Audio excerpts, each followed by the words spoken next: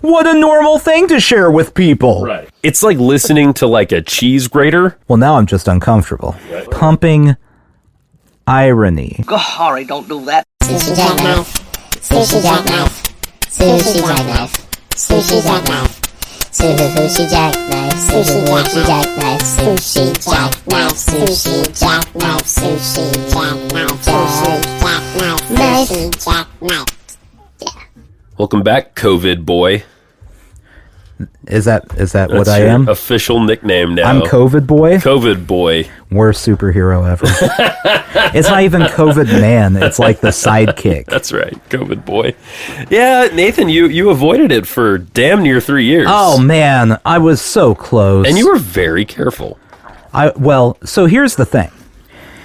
It doesn't matter how careful you are. Yeah. If you have a child or a wife that works with children. Sure. No, you're not wrong. You're at risk at all times. The only way for me to have been completely safe is to like adopt the Old Testament idea of sending my wife to live on the edge of town because she's unclean. She's unclean. Get rid of her. Get her out there somewhere. Yeah. She can return in X number of days. Yeah.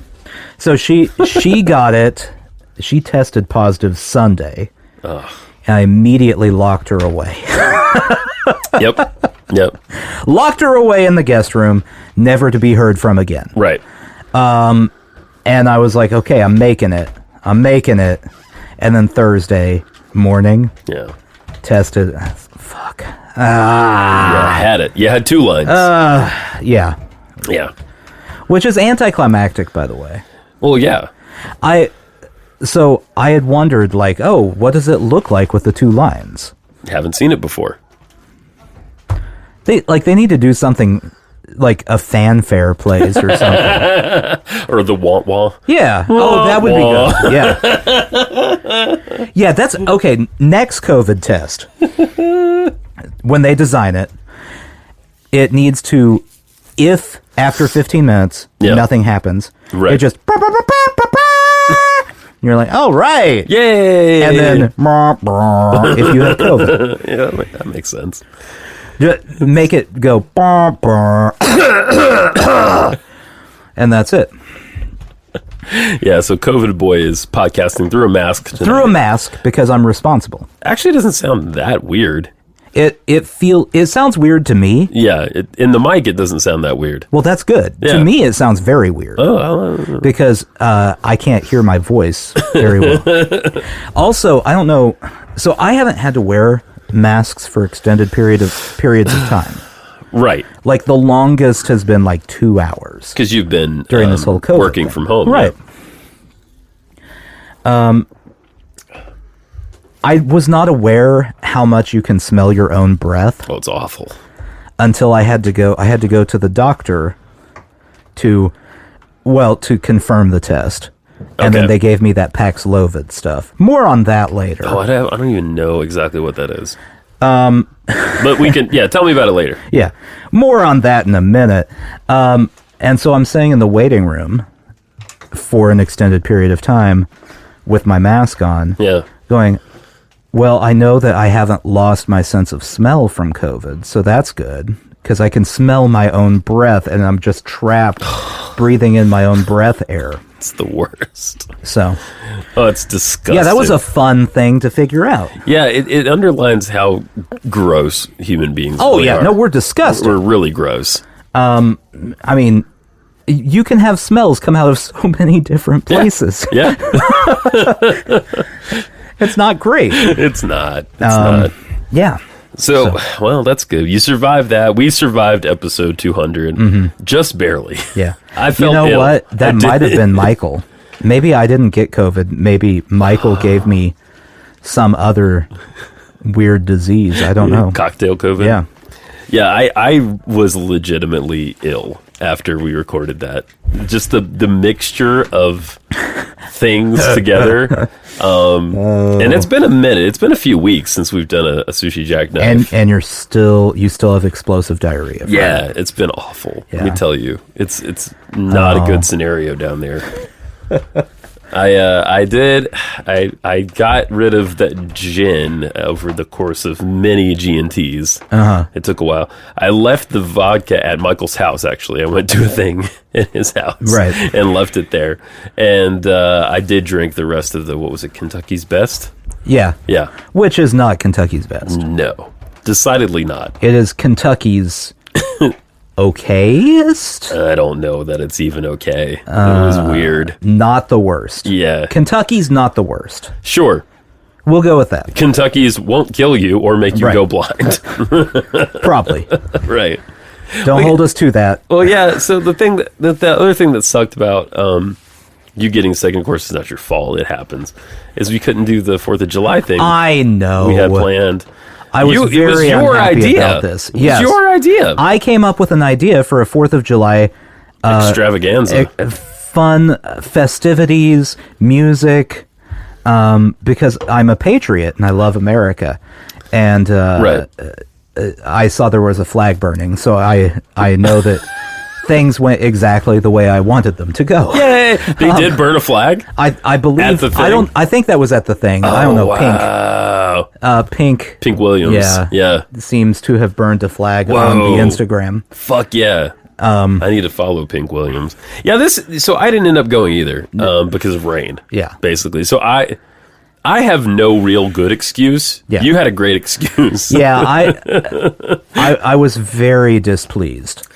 Yeah, so that. The whole idea was to take the idea of like a 4th of July party and turn it on its head a little bit, because who feels good about America right now? Psychopaths. Right. Lunatics. Just those people. Sociopaths. Yeah. I mean, things are bad. They recently got way worse. And the brain dead.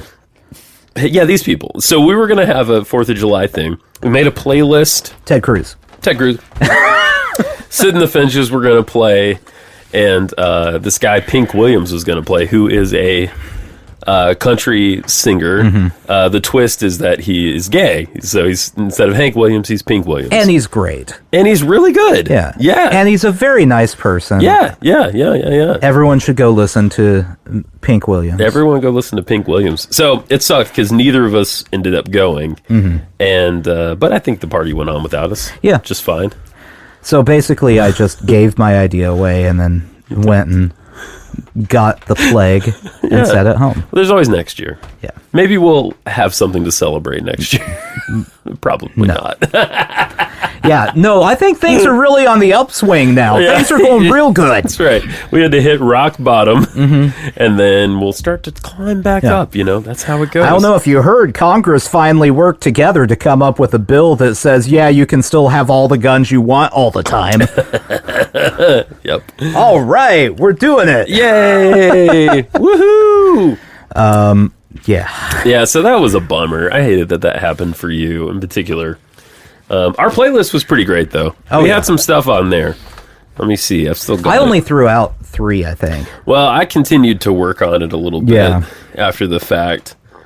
And I don't know if anyone uses YouTube Music. I suppose this is a public playlist, so no one does that. I know, right? You can find this if you want to. It's called 4th with an exclamation point. And let's see, we got I'm So Bored with the U.S.A. by The Clash.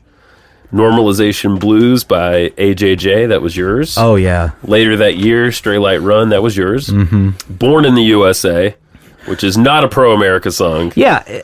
By the way, is that the most misunderstood song in history? I feel like it is more known now. Well, but it's still on everybody's 4th of July playlist. Oh, like if you true. go to a fireworks show, right, they're gonna have Born in the USA opening it up and Lee Greenwood closing it down 100%, and that's not right. No. This was maybe the greatest suggestion, Baby I'm an Anarchist by Against Me. The chorus to which is Baby I'm an Anarchist, you're a spineless liberal. Yeah.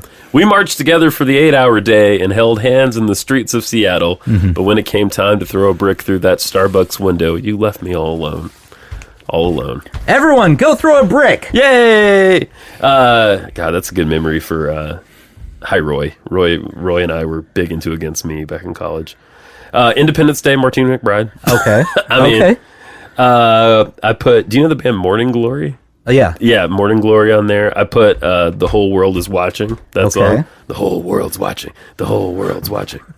Fly Me Courageous by Driving and Crying. Okay. Rednecks, White Socks, and Blue Ribbon Beer by Johnny Russell. And then a couple suggestions from Tron. You guys might remember Tron. This Is America, Childish Gambino. Well, obviously. We the People, Tribe Called Quest. Killing in the Name, Rage Against the Machine. I put Fuck the Police on there. Yeah. I put Kill the Poor, Dead Kennedys on there. Oh, I hadn't even thought about that one. That's a really good one. I put B.O.B. on there, Outkast. I Fought the Law, Clash. Bonzo Goes to Bitburg. Yeah. You got to throw Bonzo Goes to Bitburg. I think you and I are the two biggest champions in the world for Bonzo Goes to Bitburg. That's one of my favorite Ramones songs. I don't understand how it couldn't be. It's such a great song. I mean, let's be honest. The Ramones have like 4 songs that are actually about things. And that is one of them. Yeah. Yeah.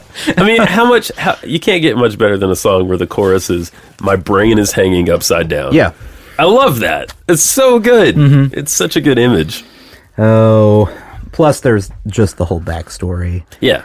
Johnny Ramone's a dick. Yeah, Johnny Ramone somehow was a conservative. Yeah. Very strange. Not even sort of a conservative either. Like, die-hard Reagan. Yeah. I wish I was in the military conservative. So crazy, man. It was Marky Ramone's biography that I read. Okay, yeah. He had tried to join the military. Johnny Ramone, not Marky. Okay. Johnny had tried to join the military and couldn't because of a medical thing. Oh, no. So you really wanted it. And so he became a punk guitarist, you know, like you do. Wow. Not only just a punk guitarist, like one of the punk guitarists. Yeah. Wow. And a general dick. Yeah. As it turns out. Yeah, everyone should go read that biography. And if you come away going, no, I like Johnny Ramone, you're wrong. Yeah. You were wrong. Do you like Joey in the book? Oh, Joey's great. Yeah, I mean, he's a weirdo. Sure. But yeah, there's nothing against Joey. In fact, most of the reason you hate Johnny is because of Johnny with Joey. Like they didn't get along. No. Okay. Like Johnny bullied Joey most of the time, and then oh shit, that sucks. The worst thing in the book. Yeah. Worst thing is Joey Ramone when he's in the hospital. Yeah. Dying. Everyone knows he's going to die. Right. Still is like, hey, we should get the band back together. To Marky. Oh. And Marky's like, yeah, okay, knowing, no, that's not going to happen. Right. You are going to die. And Marky Ramone tried to get the other Ramones to go see him.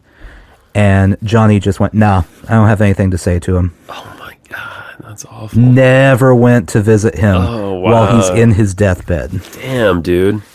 What about Dee Dee? Well, everything's good with Dee Dee? Dee Dee was just a wild card. I mean, that doesn't surprise me at all. I don't know that Dee Dee said, no, I'm not going to the hospital, as much as Dee Dee just didn't go. Oh, okay, because Dee Dee was elsewhere. Dee Dee was somewhere else. Yeah. Anyway. Yeah. No, that makes sense. So Johnny Ramone is a dick. Okay. Well, was a dick. He's gone now too. Yeah, Marky Ramone's the only one left. That's right. And he was the second drummer? Second drummer. Okay. Yeah. Second, and then got kicked out, and then came back. Okay. Who was the first drummer? Do you remember? I can't remember. Other Ramone. That Ramone. Yeah. Lyle. Norbert Ramone. I listened to the first Devo record. Oh yeah, like half of the first Devo record this week. That shit is amazing. I mean, it's like I don't enjoy all of it, right? But the intricacy of what they're playing is incredible. I don't think I've ever actually enjoyed a Devo song. Okay, not knocking them. Sure. They're very good. Yeah. I just, every single time I listen to it, I go, this isn't made for me. Yeah. It's kind of like brainy music. You know, that's how I feel about, and I like Talking Heads, but that's sometimes how I feel about Talking Heads. It is kind of brainy. Mm-hmm. And, you know, like my favorite Talking Head stuff is probably the less brainy stuff. Yeah. Like, and She Was, you know, the soundtrack to, oh my God, Stop Making Sense. Yeah. Does it Stop Making Sense? No. Shit, what is the... I can't remember. It's the movie they did. Roy's going to kill me because we talk about this all the time. But it's great. I love it. Fuck. What was the movie they did? Are you looking it up already? I wasn't, but okay. I can. Oh, so you're so fast with the phone. Well, I mean, we have Very to have quick. information here. We do. I'm going to think of it like the moment that you find it. That's the thing. I completely spaced on what Talking Heads movie. Talking Heads. Ugh. Yeah. Like I opened up my internet device and then immediately was like, I don't know what we were talking about anymore. Yeah, so it's a great movie. Well, that's not if you haven't seen it. That's just a random album. Yeah, so I don't know. Sometimes their music doesn't grab me 100%, but that's just me. Stop Making Sense. It is Stop Making Sense. I said the wrong. No, True Stories. Sorry, True Stories is the thing I'm thinking of. True Stories. Yeah. That's not what I have here. Okay. I have Stop Making Sense. Okay, that's another one. Yeah, that's a concert film. Yes. Yeah. Featuring a live performance by the American rock band Talking Heads, directed by Jonathan Demme. Nah. Probably Demme. Jonathan Demme. Yeah, True Stories is what I'm trying to think of. God, yeah, that soundtrack is great. Love for Sale. Yeah. Hey Now, Papa Legba, Wild Life. Love that one. Radiohead, which is where the band Radiohead got their name. Mm-hmm. Anyway, so yeah, Devo. Yeah. It's like listening to like a cheese grater, but it's like it's really like you can appreciate like what's going on. Have you ever heard their cover of Can't Get No Satisfaction? No. It's really weird. I bet it's great. I bet I really actually would enjoy that. Yeah, it's pretty cool. It's on that record. Yeah. I mean, I don't care that much about the original one. So all of the cover versions can come your way. Forth. Come your I'm way. not gonna be too upset about anything you do to the song. Yeah, you're not gonna like get pissed off that it's different. No. Yeah. I really don't. I don't think the Rolling Stones were for me at all. Yeah. And every single song that I am forced to hear, I'm just like, no more, please. Yeah, I like some Stones songs. I'm not a diehard Stones fan. I almost wish I could say that I was, but like, it's really the hits for me. Yeah, you know, like Start Me Up. I fucking love Start Me Up. You mean you're not pulling deep cuts? No, out? Not at all. You need to do is you need to memorize one deep cut. Just one. It doesn't matter. Okay. And that way, you can always pull that out if they come up. Yes. Like, oh, you may not know this one. Yeah, but their 1984 album, Killer Sax Solo. Yeah. Oh, great. It's the 80s. It's got a sax solo. Oh, absolutely. You know it does. But yeah, Start Me Up, Sympathy for the Devil, Painted Black. Sympathy for the Devil is like the one that I'm like, yeah, okay. I like that song a lot. Yeah, I remember listening to that in the car with my dad, and he would be like, "You know what the song's about?" I'd be like, "No." He'd be like, Satan, and I'd be like, "Whoa!" And now I'm like, "Cool, yeah. Cool, Dad." Yeah. What? Okay, so I was talking about this. We've probably talked about this on the podcast, but I was talking about this earlier today. Yeah. I want someone to do a full documentary about this. Okay. If you're a documentary maker listening... A documentarian. Please make this your next project. Actually, I would love to talk to a documentary maker. That'd be cool. I would like someone to make a documentary explaining to me exactly why every song in the 80s had a sax solo. Where that came... Like, how that started. Yeah. Yeah. And we got all the way to, like... All the Lethal Weapon soundtracks are just sax forward. That's all it is. It's true. That's a great question, man. I mean, I do remember hearing that there's like a fascination with 50s culture in the 80s. Like you think about like something like Stray Cats or something. I don't know if that has anything to do with it. I don't know. I listened to a Bob Dylan album from the 80s. Sax fucking sax solo in it. Like, in Bob Dylan. What? Yeah, that's weird. That is kind of weird. It makes no sense. Yeah. No, I hear what you're saying. My theory is there was one sax player. Yeah. And he just roamed the halls of every recording studio and would just pop in mid-recording and start playing a solo. And they're like, well, I guess it's here now. Yeah. Now this is what we have. Pay the man. Maybe one of the most famous sax solos ever is, the song Baker Street? Oh, yeah. Which, God, forever I thought was like a fucking Bob Seger song, and I was so wrong. It's Jerry Rafferty. Really? Yeah. Do you know him at all? No. I didn't really either. But I know Baker Street, right? Yeah. And I assumed it was Bob Seger too. Yeah, it's not Bob Seger. Jerry Rafferty, who was in Steelers Wheel. The band that people always think is Bob Dylan. Yeah.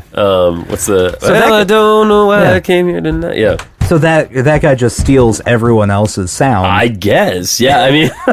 But no, I mean, Baker Street's a great song, and he's got this other song called Ride Down the Line. Mm-hmm. And those two songs have been in my head. Oh, boy. I mean, it stopped for a while, but now it's back. Mm-hmm. So it was like months. And then it was getting to Jen, and so we were just like recycling it to each other. That's no good. Yeah, we bought the album. Yeah.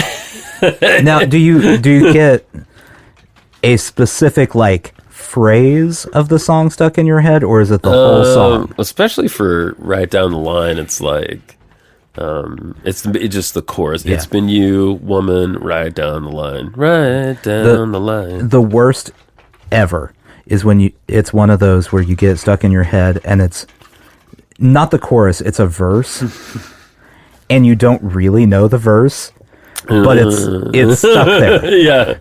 Yeah. Oh, it's bad. Oh. And you go look up the lyrics because you're like, maybe at least then. Right. I'll know what's happening in my own brain. And you read them and you're like, okay, that's it. And then you immediately forget them. And it's back to yeah. Oh.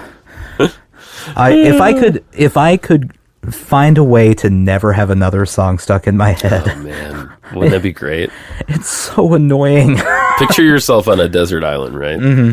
And say you've got all that you need for survival. Yeah. Like you've got food, water, shelter. But you don't have any source of entertainment. Uh-huh. And so the best you can do is like replay songs in your head or like sing them to yourself. Right. Oh, what a horrible existence that would be. But in this case, it's not even a full song. It's just a little bit. And half the time it's the most annoying song. Mm-hmm. So, you'll be sitting there and then all of a sudden you have like Wagon Wheel pop into your head. Like, why? Wagon Wheel. No one asked for this. Take it away. Or maybe like the hamster dance. Mm-hmm. No. I did have I can't remember. It's a theme song to a children's show stuck in my head the other day. Oh God. And I don't know the lyrics to it. I just know it's really annoying. Yeah. I witnessed CocoMelon recently. Oh. Is CocoMelon a part of your life? No, not anymore. Okay. It's good. Thankfully. That's good. Boy. CocoMelon fucking sucks. That was a year of my life I never expected to have to put up with. I don't know that there's much worse than CocoMelon. And it's so it's the weird creepy computer animation. Yep. It's because they did it for like $1. Yeah. And the music is it's all the same fucking kids songs that we've all had, like the ants go marching. Yeah. Not even a creative arrangement. No, it's the most bullshit basic arrangement. You know how much money those people made, though? Oh, God. Incredible amounts of money. They have CocoMelon toys now. Sitting upstairs. Okay, so I was a little bummed and blue this weekend. So Jen went to the store. She came back and she had 2 little presents for me. And one was a CocoMelon baby keyboard. Oh boy. So it's sitting upstairs right now. And the other one was that Optimus Prime right there, even though she thought he was Voltron. She was... Did you forgive her for that? Yeah, well, we didn't realize the mistake till later, but I was like, oh, I love Optimus Prime. I love Transformers. That just didn't register at all. Yeah. She was like, oh, I'm so glad. And she's like, I'm glad I found you that Voltron. It's like, baby. Yes, sweetie. I mean, I love Optimus Prime too, but, you know, Voltron's fucking Voltron. Yes. Anyway, so yeah, CocoMelon though, yeah, he doesn't move at all. That's a real bummer. Well, he's an adult's toy, meaning he does nothing. He's not an adult's toy. Because, he's a statue. Because an adult's toy would still move its arms when I did this. Right. But he just sits there. He does. Looking at me. Stoically. His head doesn't even turn either. Nah, nothing. The most you can do is take him off that Autobot symbol thing. What's the point of taking him off if he doesn't move? I can't play with him! You're right. You're not wrong. I'm going to bring you the CocoMelon keyboard. You need to chill out. Oh, man. CocoMelon. It was Target. CocoMelon has even like...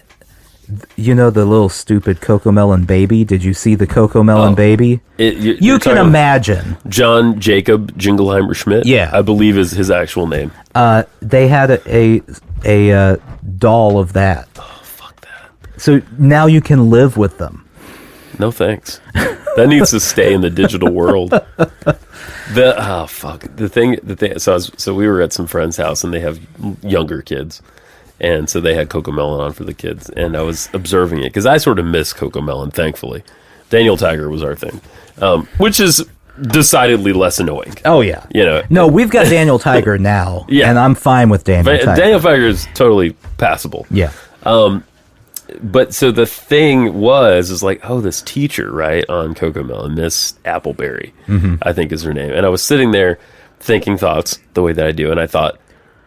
100% there are people who think she's hot online. Oh, for sure. And so I Googled it and immediately they're like, yo, why is Miss Appleberry so thick? Like that kind of shit.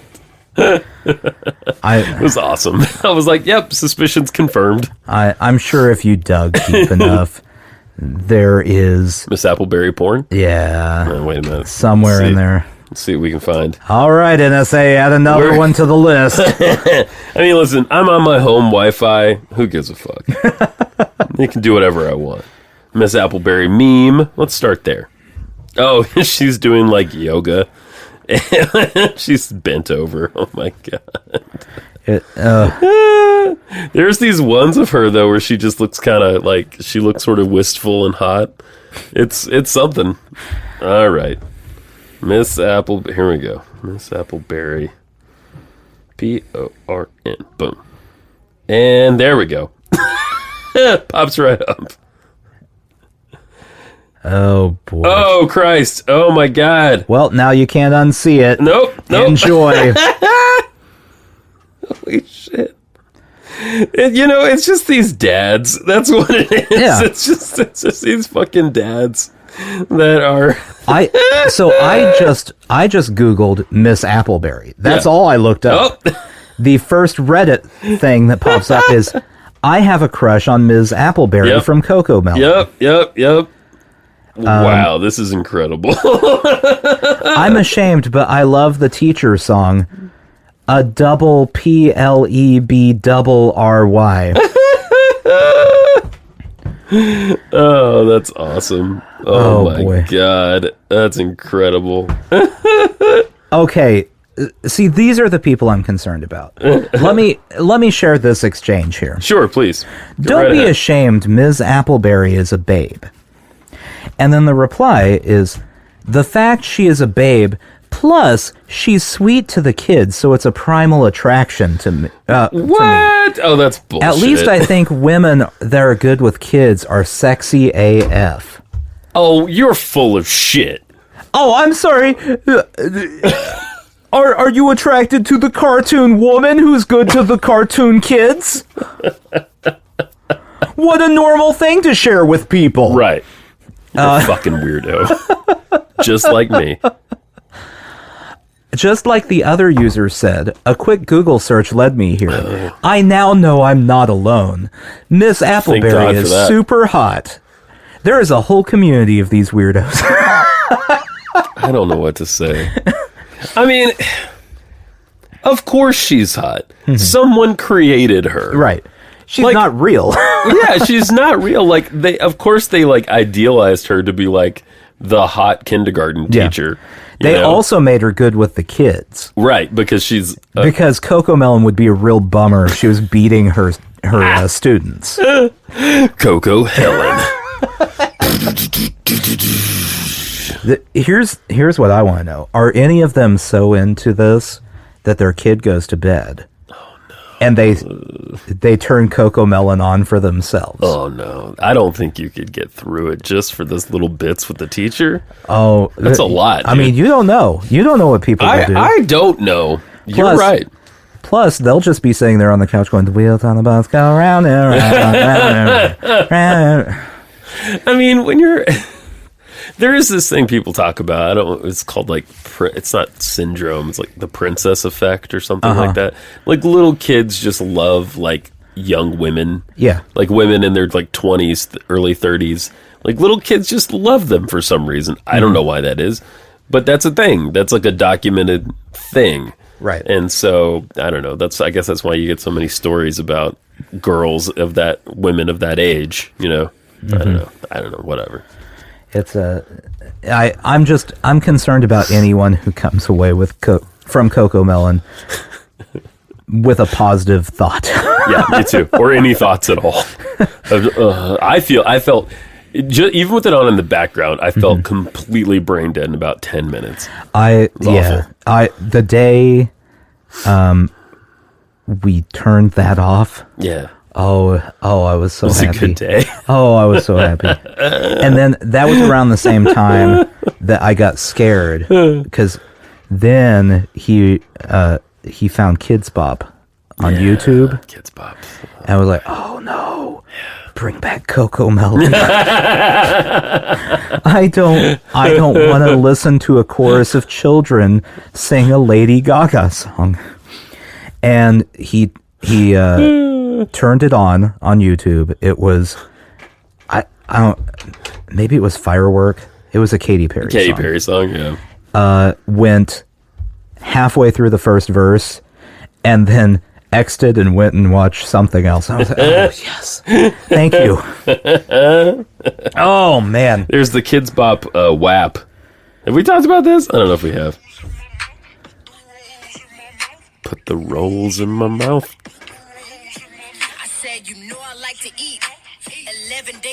Oh, good grief. Wings and pizza. What is this from? This is Kidz Bop. WAP. Wings and pizza. Wings and pizza.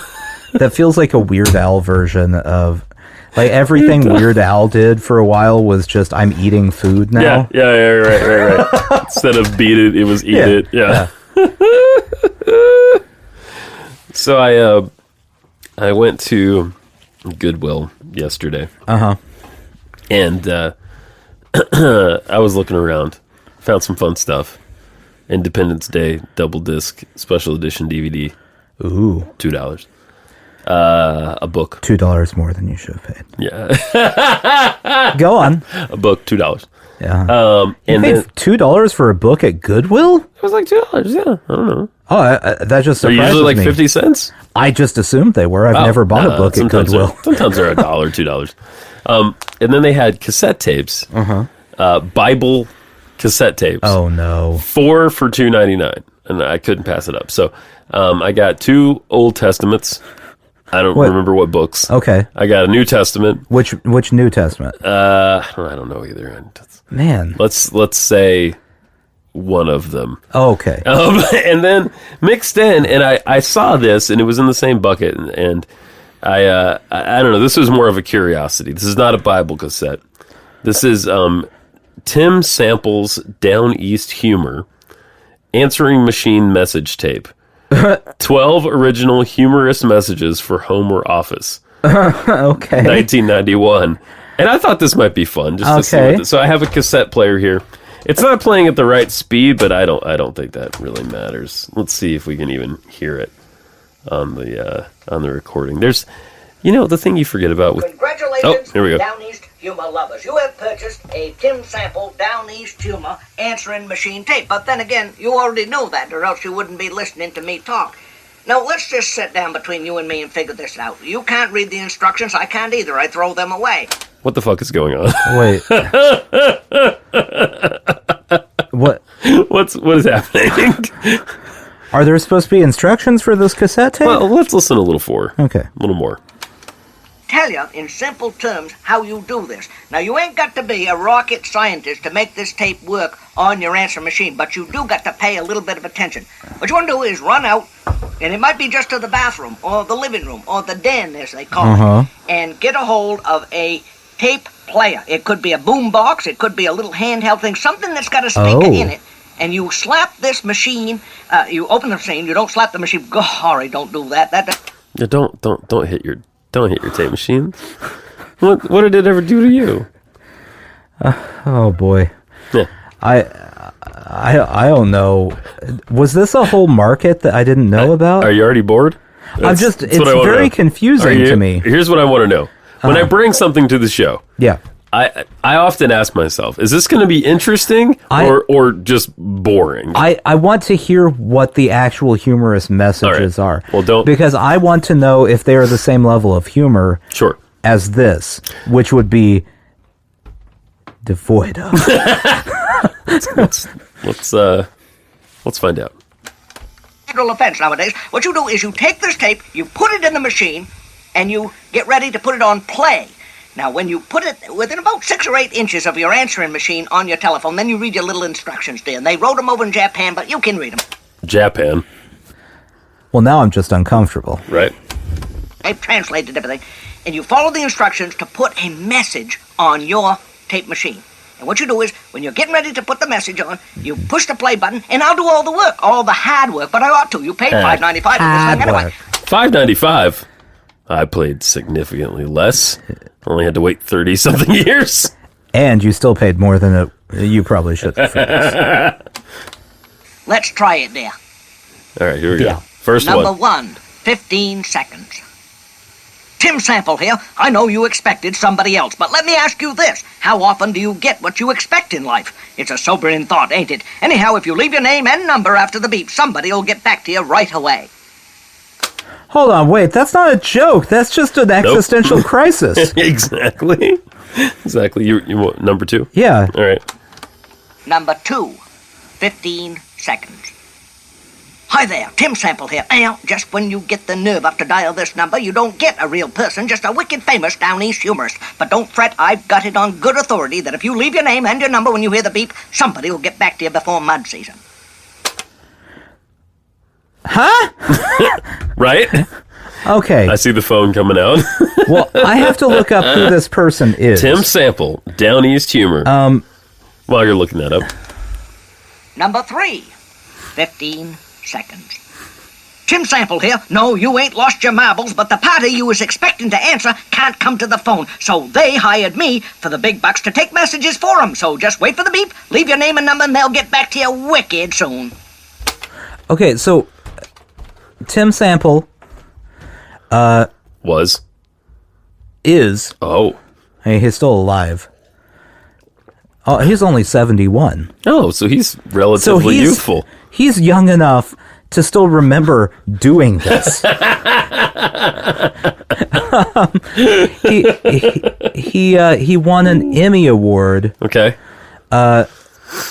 Oh, no, he didn't win an Emmy Award. He was just on a show that won an Emmy Award. Oh, okay. The CBS News Sunday morning show. Oh. I don't know if you've ever seen that. Sure. It's like the most peaceful news show that's ever been created because it's not news. It's just like, and this dog was reunited with its owner. Let's talk about that for 20 minutes. Yeah, the humor, I'm not getting humorist out of this, and Wikipedia is telling me that's what he does. Interesting. Also, what is mud season? Don't know. Message 4. Number 4. 15 seconds. Tim Sample here. I'm wicked sorry nobody can take your call, but don't get all down in the dumps about it, chummy. Just leave your name and phone number when you hear the beep. Somebody's bound to get back to you fairly soon. Have a wicked good day, dear. Why does he say wicked so much? That's just a nice message. Yeah, that was... Like, I'm sorry we can't come to the phone. This is wicked shit going on. Yeah. I can't... So everyone understands the idea, right? Like, you would use this on your answering machine as your answering machine message. And ideally, the person calling you would get it. Yes. And go, what? They're clever. They're clever. But what would really happen is they'd go, oh, it's Tim Sample? Let's give him another chance. Number 5. This is the 5th 15 seconds. Tim Sample here, taking up the slack while the folks you want to talk with is busy. They've probably popped out to the store for some more Cheese Whiz, a few pickled eggs, and a case of Moxie. But if you leave your name and number when you hear the beep, they'll call you right back, dear. Dear. Number 6. Uh-oh. 15 seconds. Are they all 15 seconds, Tim? Tim Sample here. Don't hang up. This ain't the wrong number, and I ain't gonna try to sell you a subscription to Worm Digger Monthly. But the folks who live here asked me to ask you to leave your name and your number at the beep, and they'd get right back to you. They seem like pretty honest folks to me, so why don't you try it, chummy? Jimmy. Worm Number digger. 7. 30 seconds. 30 seconds. Hi there, Tim Sample here. Now, don't hang up. You dialed the right number, but when I ain't performing, I spend quite a bit of my spare time tending answering machines like this one for a few of my close friends. Now, that frees up their time for more important stuff, like rearranging the lawn ornaments so's the pink flamencos don't overwhelm the little plaster duck and duckling set. So while they're otherwise occupied, why don't you leave your name and number after the beep, and they'll get right back to you. He's better on slow mode, I think. Okay, let's hear him in slow. Oh, man. But unfortunately, or fortunately, depending on how things go, you're gonna have to flip it. All right, I don't know what the You're fuck. not gonna believe this. Okay, okay. If you go to timsample.com now, I'm going. Here I go. You can buy a digital version of this to this day. Fucking kidding me?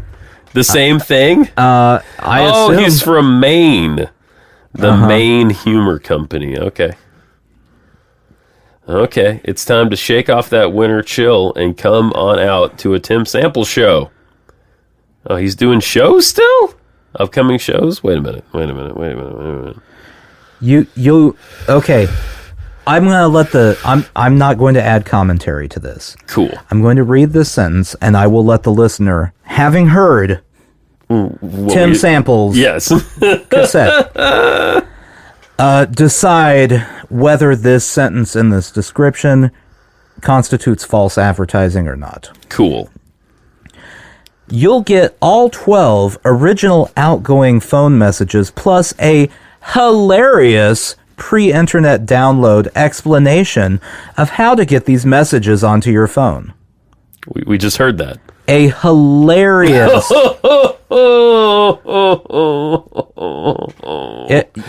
Oh, boy. So you're paying $6 for... Hold on. 1, 2, 3, 4... 5.5 minutes of audio plus however long the intro is. Interesting. Man, that's a racket, Tim Sample. Yeah. He's still doing shows. 21st of this month. Next month he's got a show. September he's got a show. What can we get in the Maine Humor Store? Maybe we don't get this because we're not from Maine. maybe that's it. He has an audio book of a Stephen King I see that book that he is selling, which is a... Okay. I don't understand. Okay, do you want to book a show? Yeah, let's find out what it takes to book a show. So here we go. All right. What you should know. My shows are always family friendly. No crude language or off-color material ever. Well, fuck that. If we pay extra, will he do that? That's what I'm wondering. Oh, boy. Tell me some dick jokes, Tim. It's the basic performance categories are open to the public. Okay. So for festivals, fairs, corporate retreats, fundraisers, private groups and events. Right. He also presents the workshops Pumping Irony. Stress management through humor. All right. Pumping Irony. Like iron, but a different word. And storytelling and the oral tradition. I like it. Do you think if we created a Sushi Jackknife festival, you think we could get Tim Sample? You know what? All the way down here in Tennessee? If we ever put together a festival, I would want Tim Sample to come, just because the idea of a 71-year-old Maine storyteller showing up at whatever event we would be doing, right, to talk about Worm Digger Monthly. Yeah. Seeing the looks on the faces of everyone who didn't know it was going to happen would be so worth however much we paid. God, I know. Because it can't be that much. He's raking in... He doesn't need a lot of money. He's raking in that phone message money. Oh, my God. $6 at a time. To this day. Let's see what else you got, Tim. More on the other side. I was telling us how to flip the tape over. All right. Okay. Flipping it over. Got to rewind. Hold on, everybody. This is live. Okay. We're waiting. This cassette machine makes a lot of fun noises. It does. Number 8. 30 seconds. Christ. Tim Sample here. No, you ain't losing your marbles. It's me answering the phone for the folks you was trying to get in touch with. Now, I can't say for sure why they can't come to the phone. Maybe they're at the Black Fly Festival, or the Wiscasset Worm Days, or the even BDSM the dungeon Festival in Eastport. There's some damn many things going on in the state of Maine that it staggers the mind. Then again, some minds stagger easier than others. But one thing's for sure, they're wicked anxious to get your call. So leave your name and number at the beep and have a wicked good day, dear. Okay. All right. I think I'm done. I don't think I can take any more. It was a worthy experiment. Just to see what was happening. If you're interested in hearing Tim Sample, he on July 21st will be at the Opera House at Booth Bay Harbor. Oh, right. Yeah. Because Maine. Sure. He will also be at the Algonquin. Performing Arts Center. Oh, I like it. I like it. Also Maine. And then on his... I find this strange. On his calendar, he has, on August 20th, a private event in New Brunswick. Oh, interesting. No information provided because it's a private event. Sure. I want to go to that one. Oh, I guess he is reading this Stephen King book. Yeah. So that's why. Okay. No, yes. Yeah. But it's very strange. Yeah. To be like, hey, you want to buy a copy of my book? No, not. I didn't write it. I just read it. Some wild shit right there. He got paid to read a book to begin with. Yeah, which is something. I assume Stephen King paid him. I would. I mean, it might have been in Lobster. I don't know what the currency is up there. But oh boy, did you see his old school photo? No. Of him with like the derby and the glasses and the teeth. Oh boy. Was he wacky too? He was wacky. Oh boy. Last raconteur standing. Oh boy. I don't care for that. I just don't know how to feel anymore.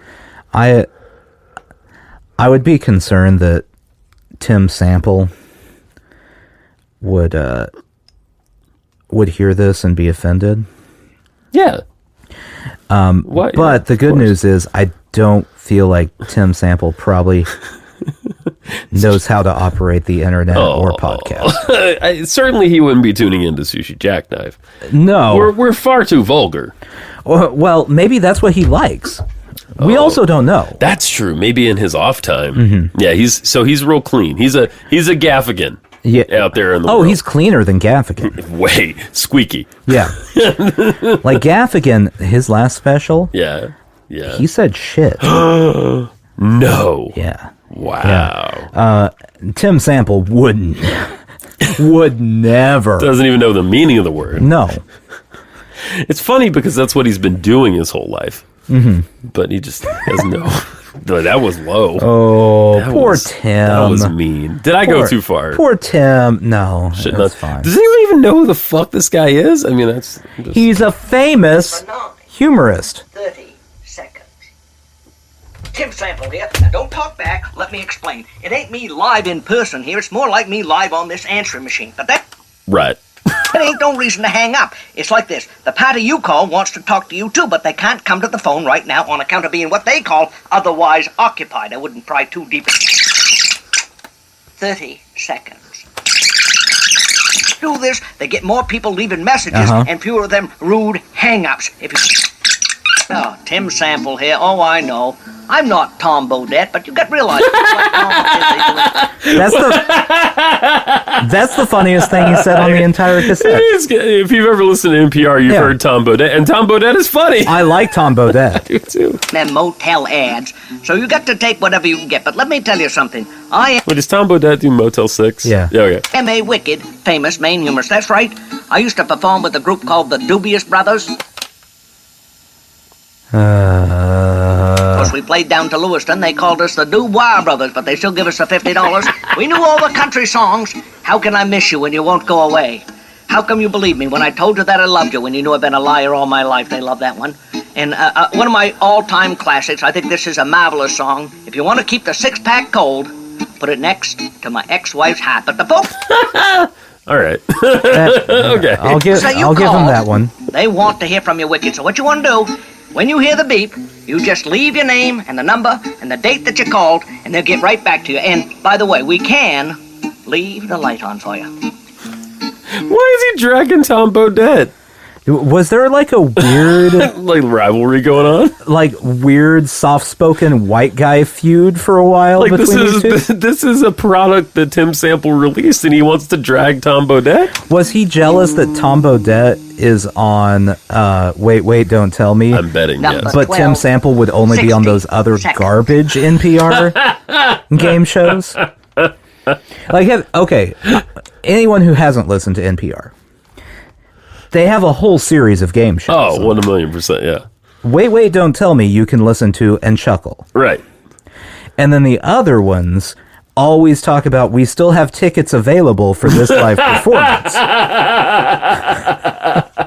And there's a reason. That's right. What was that one they had on for a while? I think it's gone now, and thank God, because it was fucking terrible. Ask Me Another. Oh, that one was fucking garbage. Was brutal. I enjoy Wait, Don't Tell Me. I do too. I've always enjoyed it, yeah. And I would turn on the radio and I'd hear what sounded like a game show. Right. And I'd be like, oh, this is going to be funny. And then it would be Ask Me Another. I'm like, oh, no. Just not. At one point I looked this up because Wait, Don't Tell Me came to town. Yeah. Mm-hmm. And I was like, well, I'd like to take my wife because she would enjoy this. I don't care enough to go, but I mean, if she wanted to go, we'd go. You could go. Tickets were triple digits. No fucking way. At the Ryman. I was going to say, they do the Ryman? Yeah. Wow. So then, just out of curiosity, I'm pretty sure it was Ask Me Another. I looked up how much their tickets were at a venue half the size. Yeah. Number one, still available. Oh, man. And it was like $25. Wow. Like, that's still too much. I wouldn't do it. No. $10, maybe I'd go. Just on a lark. Is Tim Sample going to be there? Yeah. Ah, no. He's in Maine. Hello there, Down East humor lovers, eh? This is me, Tim Sample, and don't think you got the wrong number. It ain't true. What you done is you dialed a number, so friends of yours that you was going to talk to, but for some reason they can't come to the telephone. So they, being real classy people, hired me to answer the telephone from. Now, if you really want to know why they're not here and where they are, I can't give you a clue. They could be doing anything. Maine is a fabulous state. There's a lot of stuff going on. They could be out blue fishing. Is that true? There's a lot of things to do. Here's the example of one thing I can think of. Now, there's something right there, but the trouble is when you go blue fishing, if you catch anything, you gotta eat it. Oh, ain't that nasty? That's worse than pickled eggs. But I tell you what they want you to do. They went to the trouble of getting this high-level audio cassette to get me to answer that phone, so you could do this. What you want to do is leave your name, your number, the date you called. When you hear that beep, you leave a message, and I'm telling you, I ain't lying. Somebody will get right back to you. Have a wicked decent day, dear. I have an idea. Mm-hmm. I think we should make one of these. 12. All we need is... That was it? I think that's it. All we need is 12. Okay. We could go to sample level. Yeah. Hi, this is famous Maine humorist. Hi, this is middling podcast Sushi Jackknife. Yeah. Thank you for purchasing this audio cassette. Yeah. The person you're trying to reach is busy... I don't know, jerking off. How much do you know about heroin? Maybe jerking somebody else off for heroin. Would you? Here's my question. Anyway, leave a message. Sushi Jackknife listeners, we have a Bandcamp page for Sushi Jackknife, and there's only one thing on it. Yeah. If you go to Bandcamp, I don't know who does. I do. Yeah. But we have a vested interest in Bandcamp at this point. I talk to you about it every time I see you. That's true. Yeah. So if you go to Bandcamp and you type in Sushi Jackknife, you will find us, and we have a little song on there called Logically Illogical that we put together years ago, right? That's the only product we currently offer on there. You can also find our old logo there because I have not updated it. But I don't know. Should we do it? Should we make 12 messages for your home answering machine? How do you even do it on your phone? Can you even do that? Yeah, you can, right? Surely you can. Yeah. Well, what you do is you go find a cassette player. You're going to want to find a cassette player with a speaker. You're going to want to put it next to your answering machine.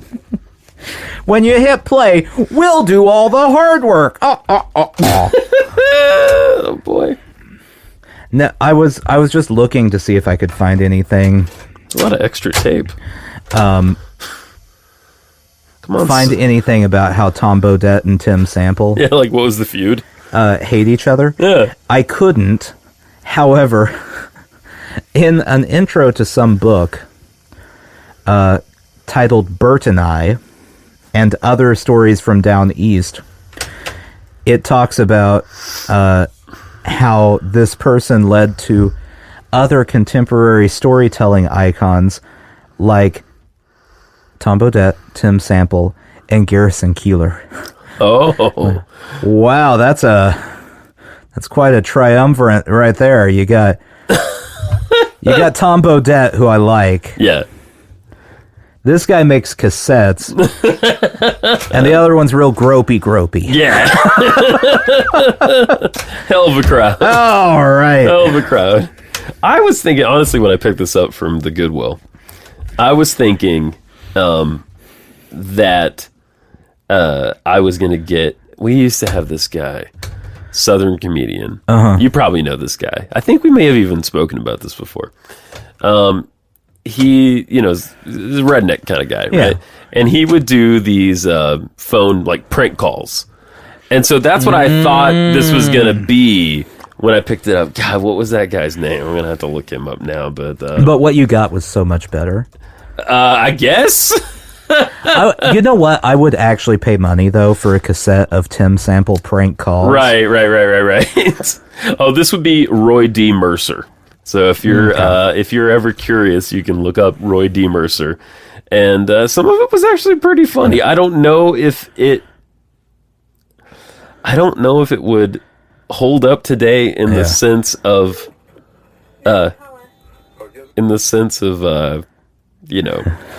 PC. But I'm just imagining a Tim Sample prank call cassette would just be, you hear the dialing, and someone says hello. He goes, "Hello, is your refrigerator running?" Yeah. "I'm just kidding. It's me, Tim Sample, famous Maine humorist." And the person goes, "Okay."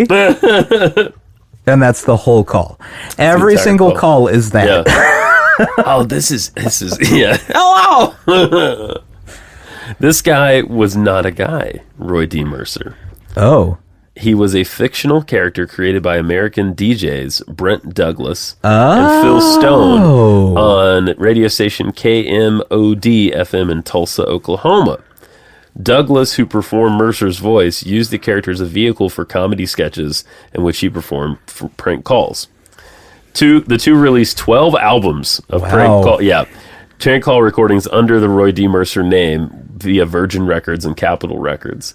The character was retired in 2012 upon Stone's death. So there you go. Wow. Yep. Virgin Records, too. Yeah, it was big. It was all over the place. That's pretty impressive. Yeah, Roy D. Mercer, man. We used to... God, my uncle would play that for me, and we would just crack up. Mm-hmm. You know when you laugh when you're a child, and you don't really know what you're laughing at sometimes, but you laugh? Mm-hmm. Yeah. That was when I was a kid watching any of the sitcoms that were on TV Land. Oh, yeah. And then then you're like 12 and you rewatch WKRP and you're like, oh, that was a boob joke. Yeah. Oh, they were talking about Lonnie's boobs over there. Okay. I really should have caught that when I was 6, but no, wasn't gonna happen. Yeah. Oh man. A lot of boob jokes in those shows. Oh my god, yeah. I mean, like it was like breasts were like the giggliest thing imaginable.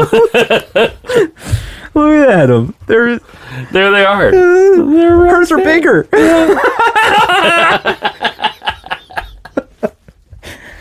Oh, I would love to take like a modern sitcom format, and go back to 1972, man. Yeah, and just see what people do when it's on TV, because they'd lose their minds.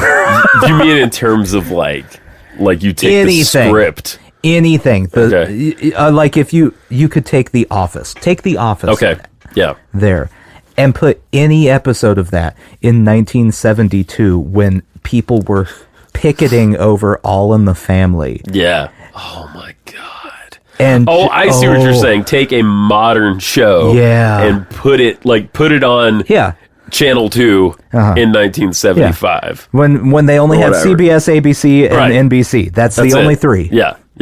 And maybe people PBS would lose. Yeah, you're right. People would lose they would burn their TVs. It would be so fun. You know, people are often burn books, but you never see people burning TVs. That's what they should do. If they really want to, like, you're hearing all these right-wing people move back into the morality era. Yeah. If you really want to be moral, what you're going to do is you're going to rip that TV down, take it out in the backyard, burn that thing. Yeah. Burn that TV.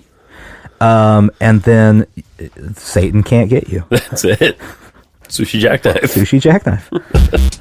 Satan can't get you if you burn your TV. But Tim Sample can.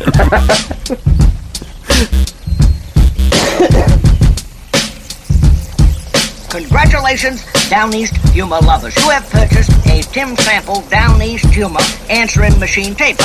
No. Wouldn't it be great if this is what finally gets us a cease and desist from somebody? The Tim Sample estate. Oh, he's alive, but yeah. It's still his estate. He's not doing it.